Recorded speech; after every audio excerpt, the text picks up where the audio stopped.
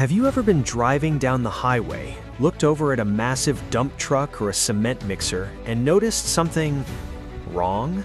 You see the massive wheels spinning, the heavy frame rattling, but then you look closer at the tires. One entire row of them isn't even touching the ground.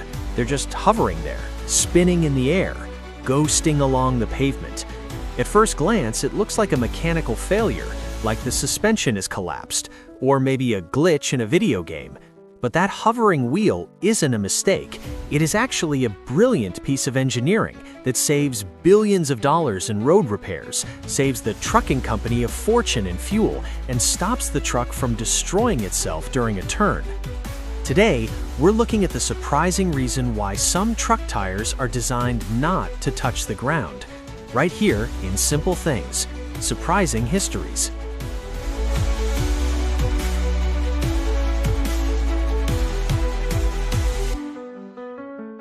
To understand the floating wheel, we first have to look at the road beneath it. Concrete and asphalt are strong, but they have a breaking point. If you put too much weight on a single point, you don't just drive over the road, you crush it.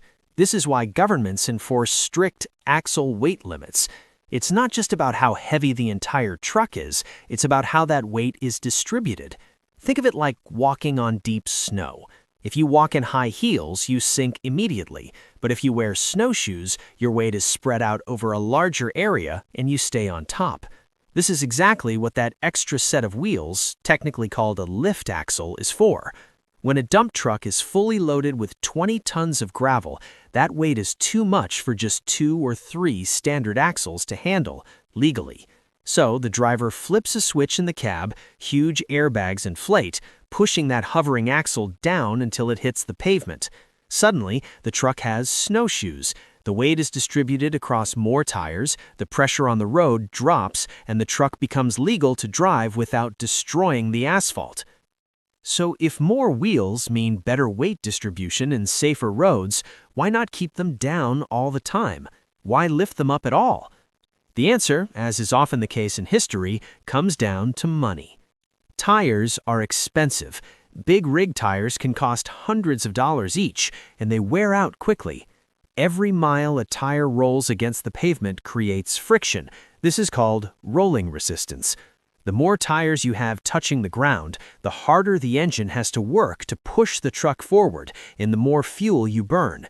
Imagine a truck has just dropped off its load. It's now empty and light.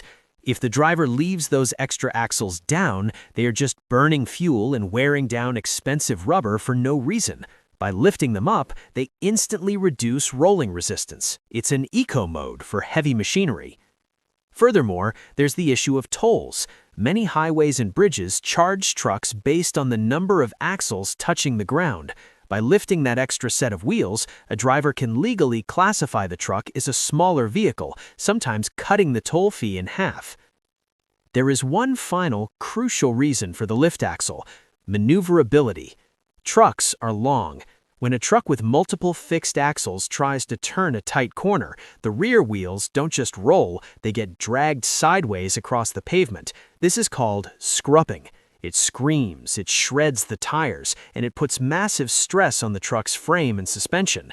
If a truck has too many wheels on the ground, it essentially wants to drive in a straight line forever. It refuses to turn.